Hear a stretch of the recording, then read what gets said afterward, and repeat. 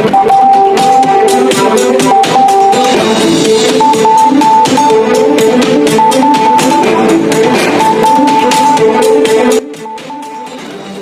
kita lanjut, jangan lupa di like, komen, dan subscribe.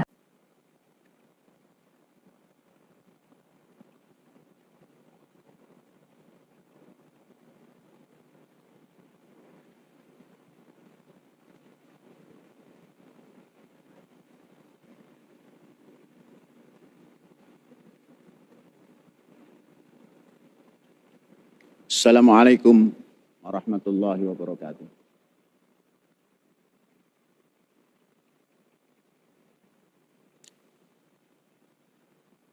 Bismillahirrahmanirrahim.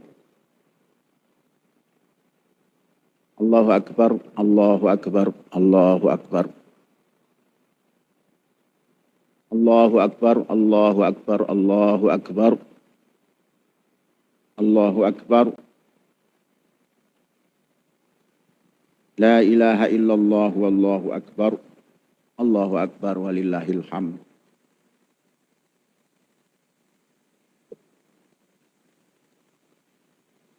Asyhadu an la ilaha illallah wa asyhadu anna Muhammadan abduhu wa rasuluh. Alhamdulillahi rabbil alamin. Ar-Rahmanir Rahim. Maliki yaumiddin. Iyyaka na'budu wa iyyaka nasta'in. Ihdinas siratal mustaqim. Siratal ladzina an'amta 'alaihim ghairil maghdubi 'alaihim waladdallin.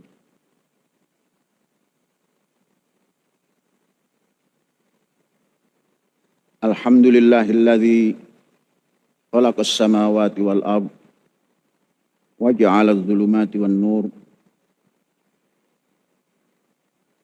Alhamdulillahilladzi anzala 'ala 'abdihil kitab wa lam yaj'al lahu 'iwaja.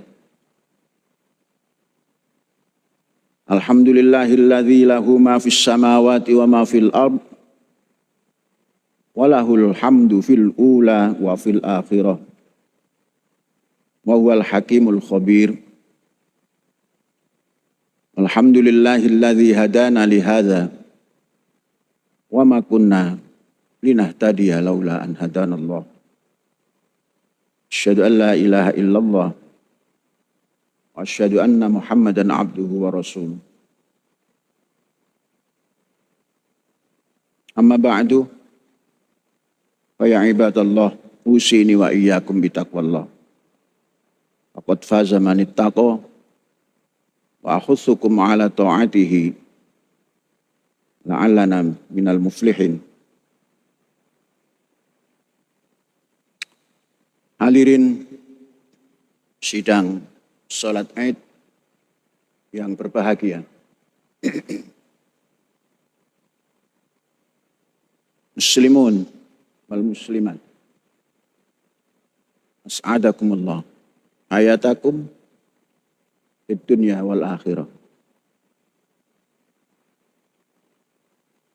Hari ini, pagi ini, kita menyelenggarakan sholat Idul Adha, di mana ciri daripada Idul Adha, yauma yudhhin nas, hari di mana umat manusia memberikan pengorbanannya. Simbol pelaksanaan korban di kampus kita tercatat hari ini sapi 30 kepala, kurang lebih beratnya 18.920 kg. Kemudian kambing lebih daripada 30 kepala. Beratnya sekitar 1.000 123 kilogram. Kemudian domba 205 kepala. Bobotnya 5.799 kepala. Didistribusikan kepada para penerima terdiri dari 5.434 orang. Dan pembagian daging kurban kita sertakan 5 kilogram daripada beras. Saudara-saudara, ini hanya pengorbanan yang kecil yang bisa dinilai kilogram dan jumlah kepalanya. Pengorbanan yang lebih jauh adalah usaha kita memahami ajaran agama kita agar kita mampu hidup dengan mengenali, memahami apa ajaran kita yang hakiki. Saudara-saudara, sebelum melangkah lebih jauh, Rasulullah Shallallahu Alaihi Wasallam di dalam Quran memberikan isyarat kepada kita mengenai keimanan yang kemudian nanti diimplementasikan dalam kehidupan yang lain-lain. Iman yang digambarkan oleh Rasulullah dalam Quran, iman yang harus dimiliki oleh setiap individu, baik yang kemudian menamakan Muslim dan yang lain-lainnya. Pesan iman yang disampaikan oleh Rasulullah Sallallahu Alaihi Wasallam di dalam Al-Quran. Bacakan surat Al-Baqarah ayat 284. Amanar Rasul bima unzila ilaihi min rabbih wal mu'minun. Kullun amana billah wa malaikatihi wa kutubihi wa rusulih la nufarriqu baina ahadim mir rusulih wa qalu sami'na wa ata'na ghufranaka rabbana wa ilaikal masir. Rasulullah, Syekh mengutip terjemahan dari Al-Quran, penerbit Departemen Agama. Rasul Muhammad Sallallahu Alaihi Wasallam beriman pada apa, yakni Al-Quran, yang diturunkan kepadanya oleh Tuhannya. Demikian pula orang-orang mukmin. Masing-masing beriman kepada Allah, malaikat-malaikatnya, kitab-kitabnya, dan rasul-rasulnya. Mereka berkata, kami tidak membeda-bedakan seorang pun dari rasul-rasulnya. Mereka juga berkata, kami dengar dan kami taat. Ampunilah kami, wahai Tuhan kami, hanya kepadamu tempat kami kembali. Al-Baqarah ayat 285. Coba nanti ditengok lagi dalam Al-Quran. Saudara-saudara, iman itu adalah suatu hal yang menjadi landasan hidup, landasan melangkah, landasan ibadah, landasan hidup bersama dalam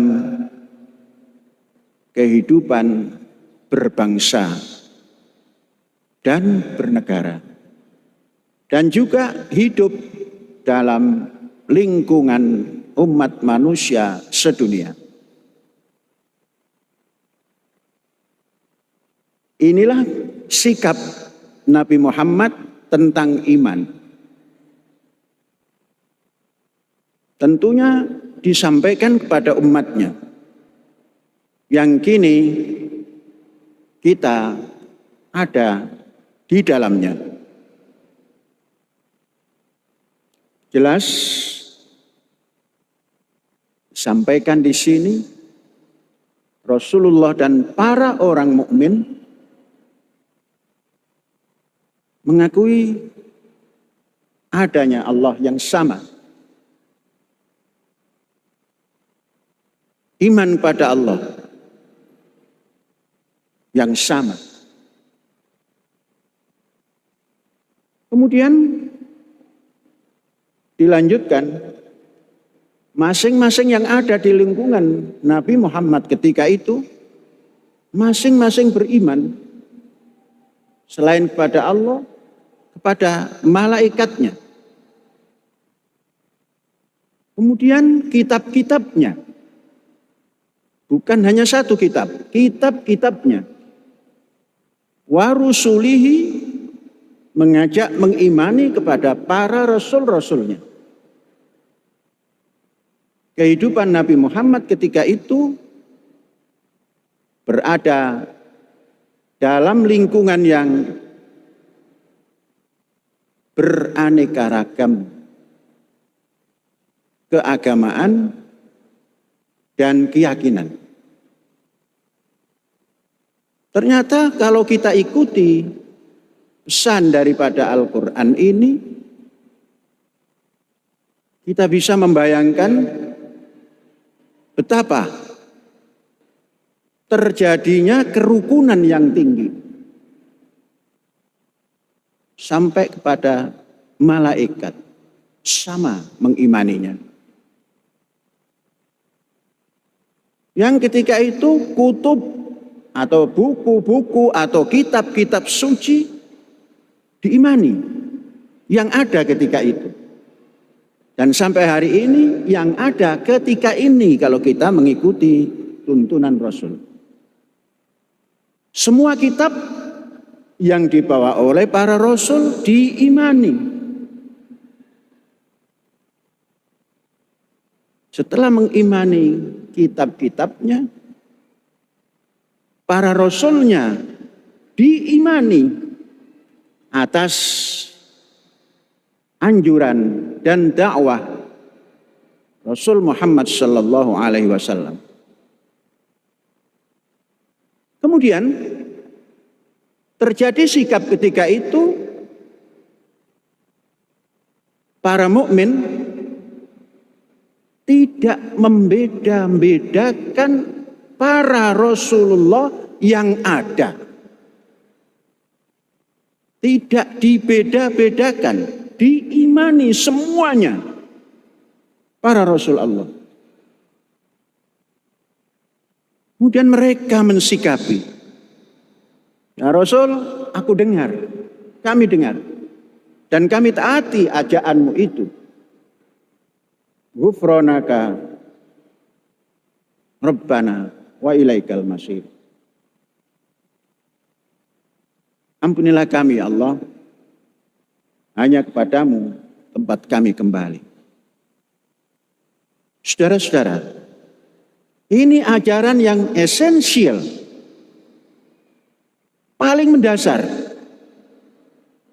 Beginilah ajaran yang dibawa oleh Rasulullah Sallallahu Alaihi Wasallam untuk umat manusia semuanya, termasuk kita yang Muslim dan yang sebelum Nabi Muhammad. Semuanya bersikap seperti ini atas ajakan Rasulullah Sallallahu Alaihi Wasallam. Ini menunjukkan betapa tasamuh, toleransi yang ditanamkan sejak dini, sejak awal tampilnya Rasul Muhammad Sallallahu Alaihi Wasallam dalam kehidupan individu untuk menanamkan keimanan kepada ajaran, yakni ajaran ilahi. Saudara-saudara, pesan ini harus kita dalami. Jangan sampai kita mengaku sebagai seorang Muslim, kemudian landasan dasar ini kita tidak pahami dengan semestinya. Saudara-saudara, memahami ayat ini sudah banyak fasilitas untuk bisa ditempuh oleh siapapun yang sudah bisa membaca dan menulis.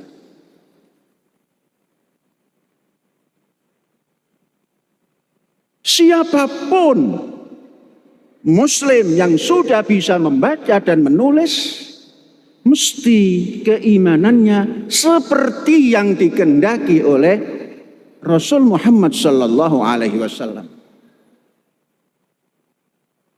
Disinilah negara kita tampil karena menghayati ayat ini dan menghayati bahwa Indonesia ini adalah Bhinneka Tunggal Ika, segala macam bangsa ada, karena memang awalnya berbangsa-bangsa, disatukan, diikat dalam satu ikatan dasar yang ditanamkan dasar itu dalam teritori yang bernama Indonesia Raya. Dan dasar itu digali sejak sebelum dimerdekakan oleh bangsa Indonesia, yakni Hindia Belanda.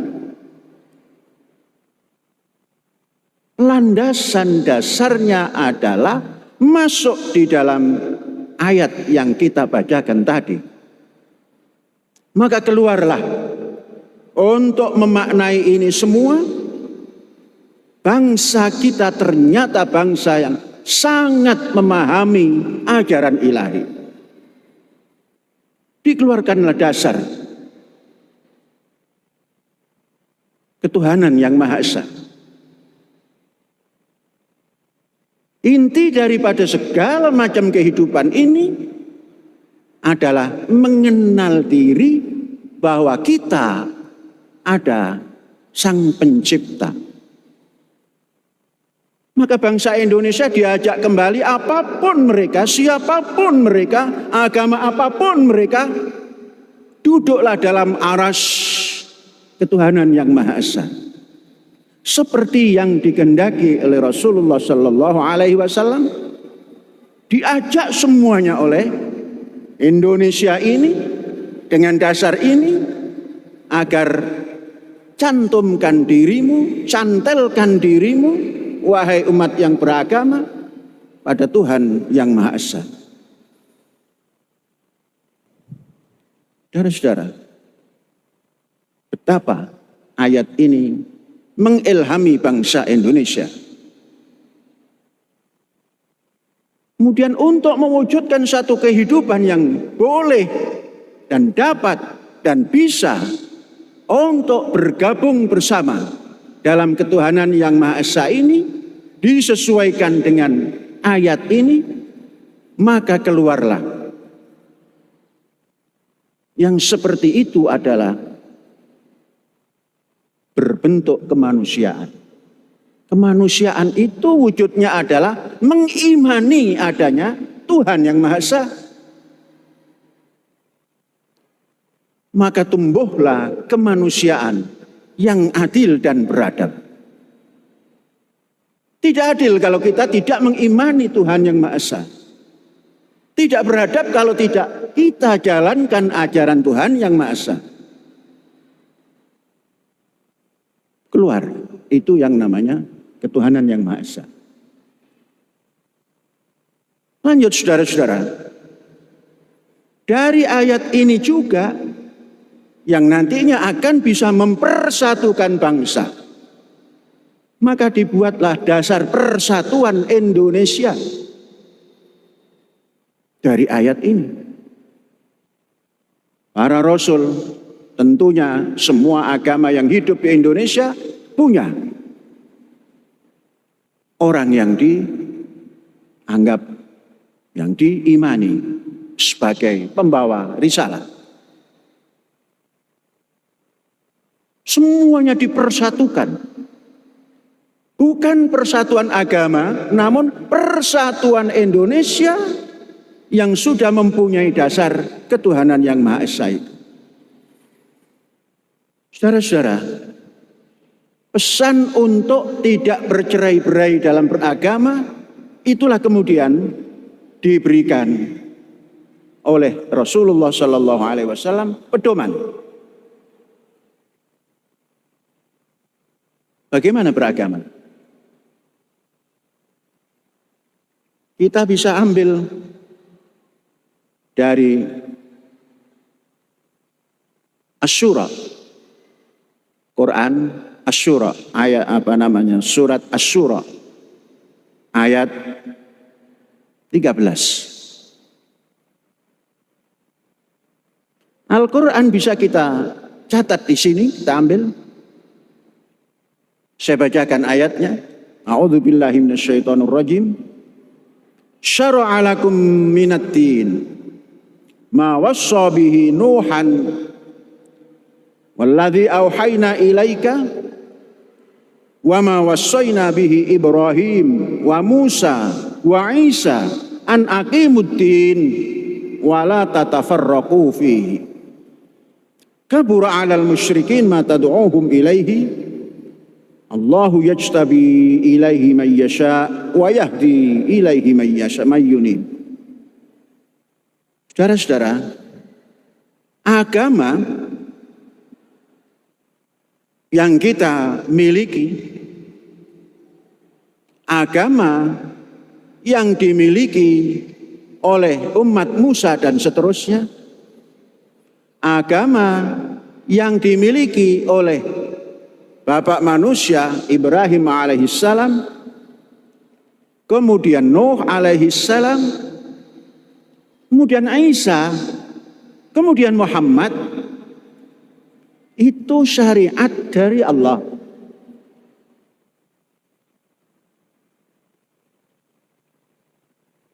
Arti dari ayat yang kita baca tadi, terjemahannya, diwariskan kepada Nuh. Dan apa yang telah kami wahyukan kepadamu, wahai Muhammad. Dan apa yang telah kami wasiatkan kepada Ibrahim, kepada Musa, kepada Isa. Apa wasiatnya? Tegakkanlah agama. Departemen Agama memberikan catatan keimanan dan ketakwaan. Tegakkanlah agama. Dan janganlah kamu berpecah belah di dalam agama, di dalamnya. Saudara-saudara, ajakan yang sedemikian ini dikatakan oleh Rasulullah sangat berat bagi orang-orang yang musyrik untuk mengikuti ajakan ini.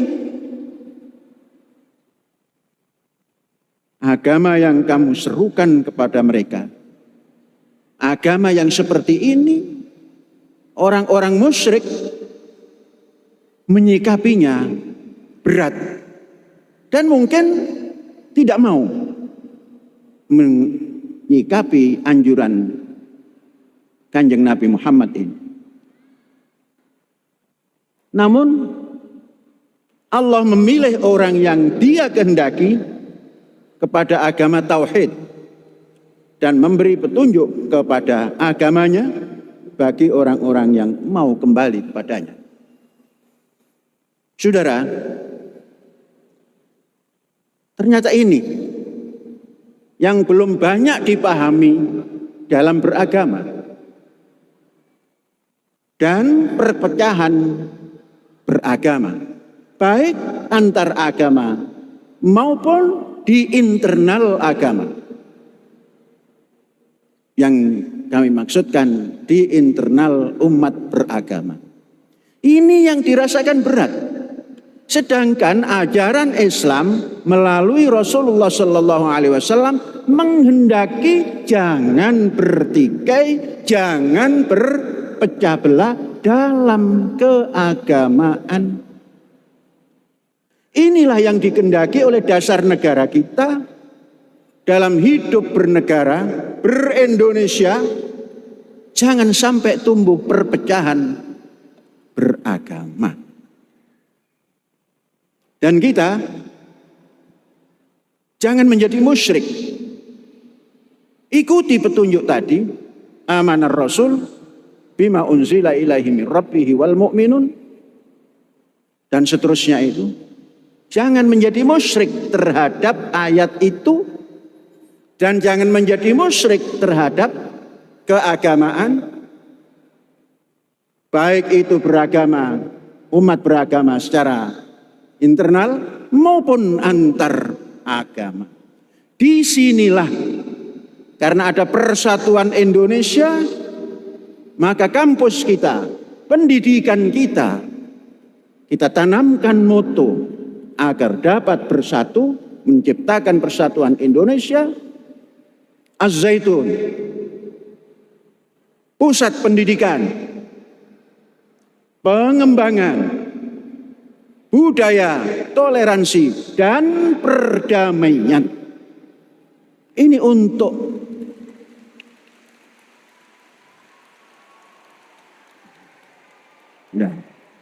ini adalah untuk menjalankan pesan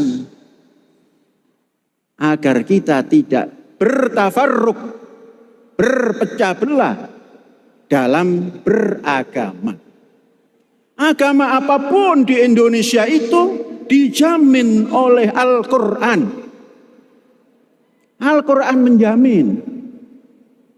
Kemudian bangsa Indonesia dengan sikapnya yang gentle, membuat dasar negara, menjamin seperti apa yang ada dalam ajaran ilahi ini. Tidak siapapun yang boleh menciptakan perpecahan agama. Adapun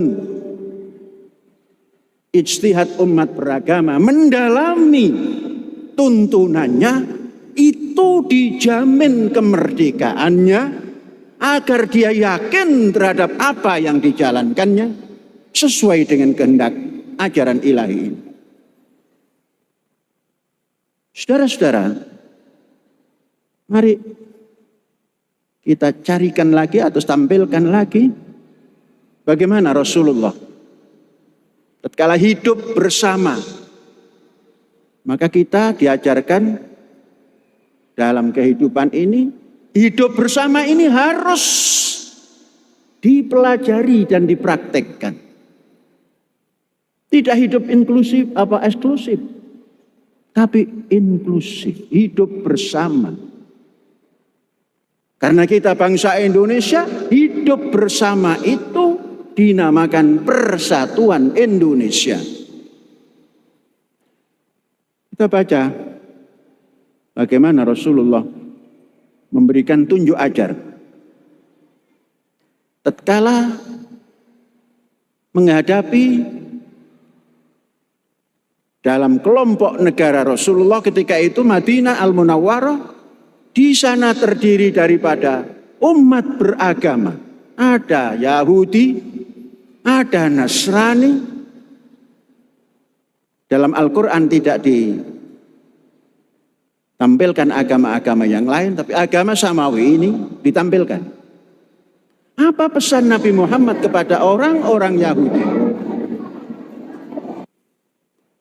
Orang-orang Yahudi telah memiliki Taurat. Itulah hukum Allah. Dipesankan oleh Nabi Muhammad. Kamu sudah punya Taurat.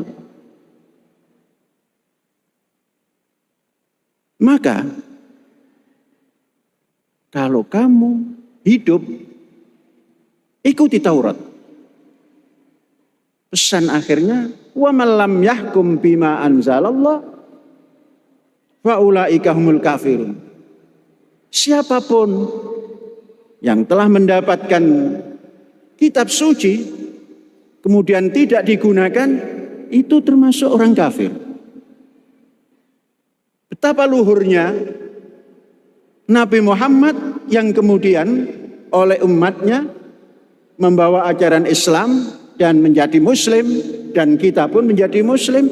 Nabi Muhammadnya menganjurkan dan menyuruh kepada lingkungannya yang beragama Yahudi, peganglah Taurat dan jangan kamu keluar dari Taurat tatkala menetapkan hukummu. Kalau kamu ingkar dari Taurat, itu tanda kekafiran. Apa makna ini? Ini rahmatan lil alamin. Berjumpa dengan orang Yahudi yang mempunyai Taurat, menganjurkan, peganglah Taurat. Ambillah hukum Taurat itu. Kalau kamu keluar dari itu, kamu termasuk orang yang ingkar terhadap Taurat. Luar biasa. Indonesia mesti bisa seperti itu, menampilkan keyakinannya. Karena di Indonesia ini banyak keagamaan. Hendaknya pemimpin Indonesia itu menganjurkan, peganglah kitabmu, pelajari kitabmu, agar kamu bisa mencarikan jalan keluar kehidupan dari kitabmu dan dimasukkan di dalam kehidupan bernegara. Kepada orang Nasrani juga seperti itu. Nabi Muhammad menyampaikan, tatkala itu disampaikan oleh Rasulullah di dalam surat Al-Maidah ayat 46-47 yang bunyinya seperti ini. Wa qaffayna ala atharihim bi Isa bin Maryam musaddiqan lima baina yadayhi minat Taurat wa atainahul Injil fihi hudaw wa nur wa musaddiqan lima baina yadayhi minat Taurat wa hudaw wa mau'idatan lil muttaqin. Kami meneruskan jejak mereka. Ini semestinya Nabi Muhammad ini. Tapi dalam terjemahan ini tidak ada. Kami meneruskan jejak mereka, para Bani Israel, dengan mengutus Isa alaihissalam, putra Maryam, yang membenarkan apa atau kitab suci yang sebelumnya. Isa membenarkan kitab suci yang sebelumnya, yaitu Taurat. Kemudian kami menurunkan Injil kepadanya. Allah menurunkan Injil kepadanya, yang di dalamnya terdapat petunjuk dan cahaya. Di dalam Injil, ajaran Rasul Muhammad SAW menyatakan, di dalamnya terdapat petunjuk dan cahaya.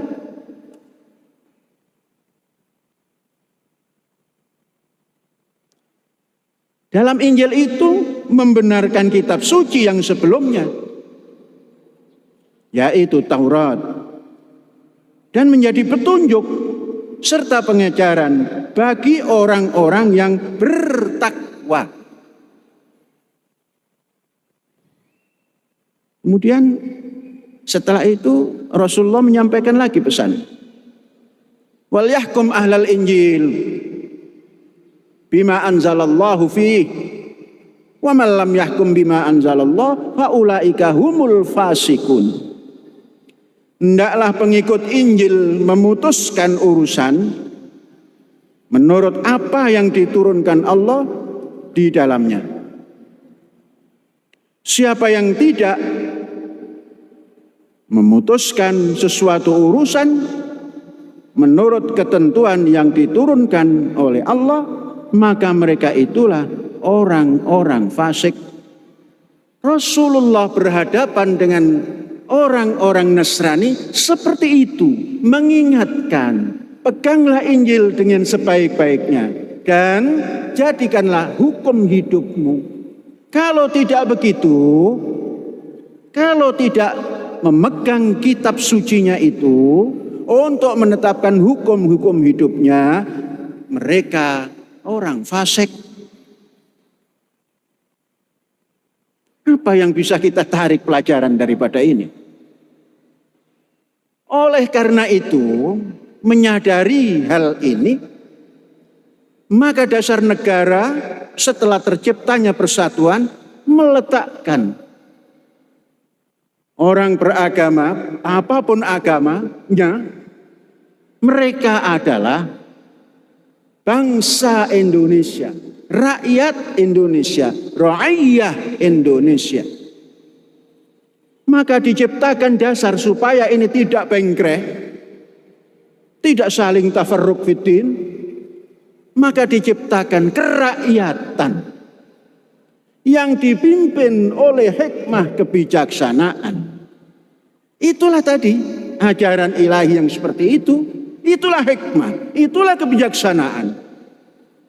Karena sudah tumbuh dari kemanusiaan yang adil dan beradab, karena sudah tumbuh dari persatuan yang didasari oleh iman pada Tuhan Yang Maha Esa, keluarlah kerakyatan yang dipimpin oleh hikmat kebijaksanaan, tentunya dalam permusyawaratan.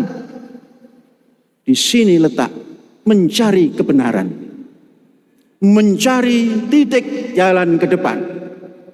Kerakyatan yang isinya berbagai-bagai agama maupun kepercayaan, diajak rakyat Indonesia ini kembali pada ajaran Tuhannya yang semuanya adalah Tuhan yang sama, Allah, untuk duduk bermusyawarat. Dan yang bermusyawarat itu adalah rakyat terpilih yang memiliki hikmat kebijaksanaan, tentunya yang disinari oleh ajaran ilahi, bukan oleh kebencian dan paham-paham yang di luar ajarannya. Ajaran Islam yang asasi adalah Al-Quran, ajaran Nasrani yang asasi adalah Injil, ajaran Yahudi yang asasi adalah Taurat. Dan itu diimani semuanya menurut Al-Quran.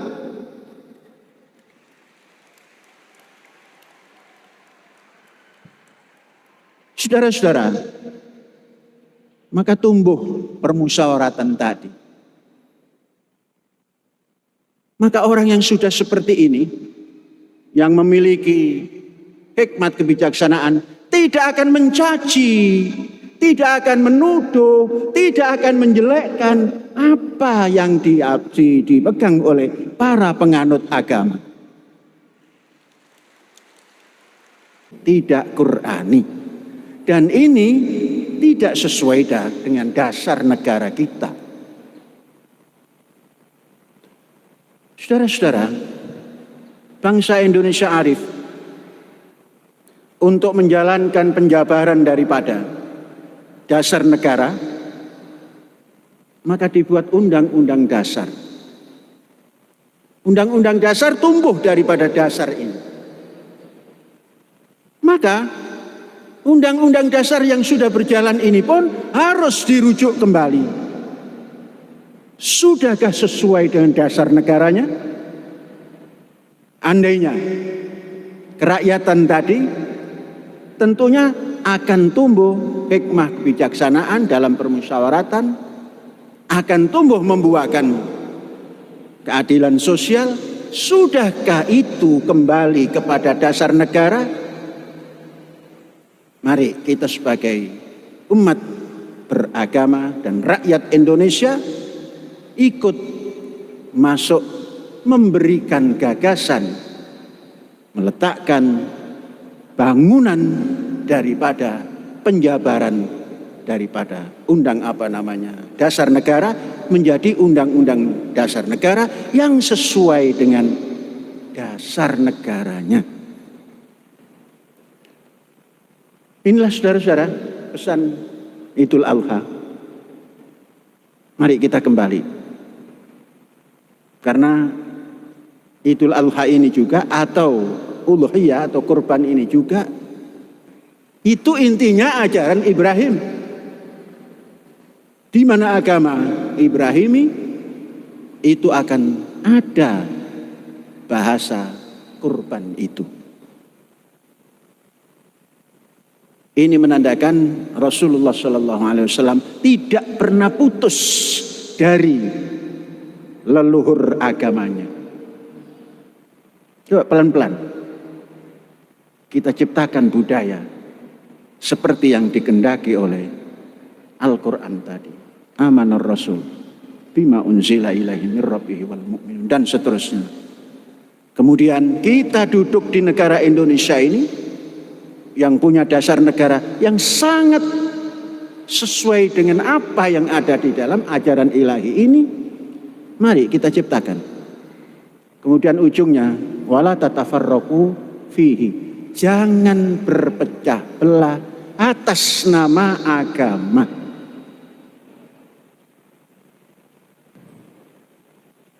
Saudara-saudara, mari kita sudahi khutbah ini dengan kita berdoa.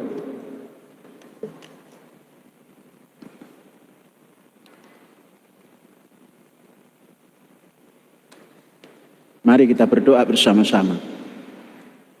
Allahumma shalli ala Muhammad sallim wa radiyallahu ta'ala an kulli sahabati Rasulillah ajma'in walhamdulillahi rabbil alamin. Allahumma antas salam wa minkas salam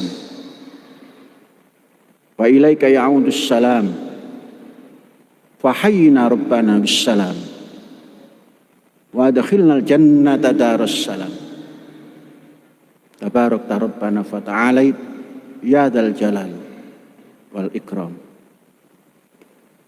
Allahumma rahmataka narju fala takilna ila anfusina tarfata ain wa aslih lana syu'unana kullaha la ilaha illa anta. Allahumma ja'alna minal muttaqin al-abrar